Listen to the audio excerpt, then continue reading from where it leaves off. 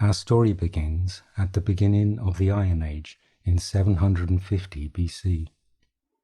300 years previously, we know from the Bible that the Jews had rejected God's kingship to be ruled over by petty kings, just like other tribes were, even after warning them that they would become slaves. The kingdom of Israel grew to great heights with the building of Solomon's temple, but then they began worshipping idols, and by 750 BC they had set up stone circles and Asherah poles on every high hill, and were sacrificing their sons and daughters in the fire.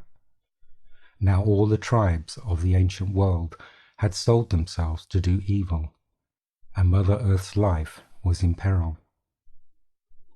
Up in the solar planes of the higher heavens, the solar lords received the command from God to save Mother Earth from destruction and restore her to a place of divine love, as it was in the beginning and shall be in the end. Lord Ahura left the solar planes to prepare the way for Josias to restore love and life on Earth. He materialized as a 24-year-old man on Tintagara Island in Cornwall. His sudden appearance caused much alarm and questioning, yet he gained the people's confidence as they saw the light of God within him. Eventually, godly folk came from near and far, and a monastery arose on the island. The people of Cornwall were his friends, and with their own hands did they build a temple of the mystic in a place known to us now as Temple. He was known as Ara the Good by some, the peasant mystic by others. Into 3 groups of initiates did he divide his Christ-like teachings. To the first group he spoke of the higher mysteries and revealed that which lay hid within his amethyst ray of perfume. Likewise did he speak of the other rays of durance. To the second group he spoke of the love and womanliness of God, an aspect unknown to them. To the third group he taught the abiding fact that a Godhead did exist. The years passed uneventfully, with all meeting in harmonious contact in the temple. One day, a man named Alfric, on a visit from Somerset, spoke of an island near his homestead, one of great beauty, surrounded by small houses built on stakes in the water. Ara was very drawn to Alfric, and gladly accepted his offer to journey there with him. Fair was the day that he first took sight of Avalon, and on the instant knew his quest was accomplished and journey over. The tour was covered on its summit by a great circle of boulders, used in the sacrificial ceremonies of the Druids. It was known then as the Hill of Evil. Ara stayed with the headman of the village, and discovered the deadness of people. Of God they knew not. Long hours did Ara wrestle in prayer for them with the infinite, and yearned for the company of the solar Logos and his solar brothers. In 1 hour of yearning, he heard Michael's voice. Ahura, my brother, despair not. Lo, as watcher do I know of this deadness, and thy grief for it, and we of the solar planes do even now unite to send thee help. Then a mighty wind blew, and the glory of the sun blazed forth in brilliant silver light. Michael spoke again. Ahura, behold the light of the universe.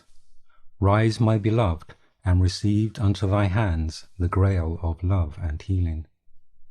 Within that great blinding silver light came Josias with Franchala at his side, and handed the Grail to Ara.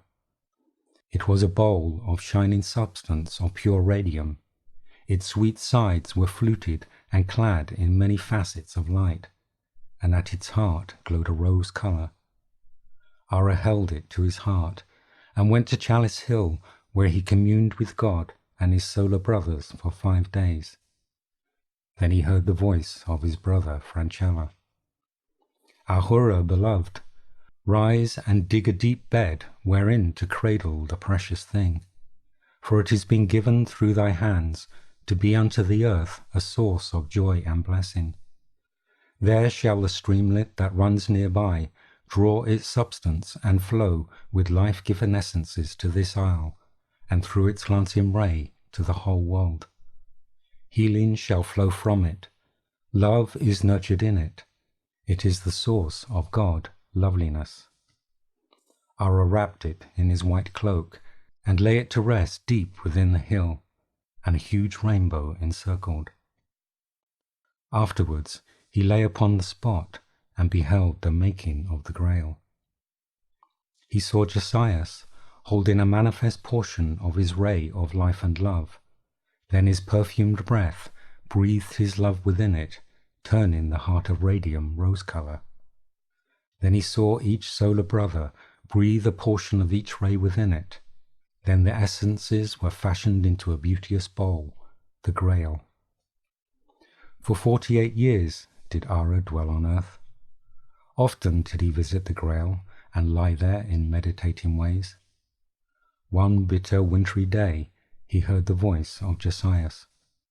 Ahura, beloved, the time for thy withdrawal has come. Full well hast thou prepared a portion of the earth for my coming, and full well and deep hast thou planted the seed of life and love for mankind. The light ever shines from it, the perfume of it fills the byways and wild blossoms. Rise now, come with Alfric to the spot where lies the Grail. Ara knelt with Alfric in adoration, for to him only had it been permitted to reveal which lay buried there. Then there seemed to rise a sweet incense from the spot, and chanting whispered in the air.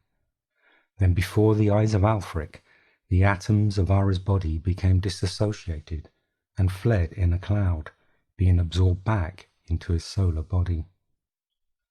Only one of solar birth could perform this bringing, and its own sweet way did it serve as a nucleus of preparation for the great master, Yeshua. For 700 years the Grey lay, with Celtic saints birthing themselves in monastic life, and Christ-like teachings spreading from Ara's temple in Cornwall far and wide. The Druid sacrifices came to an end from Cornwall to Glastonbury as the light teachings prevailed.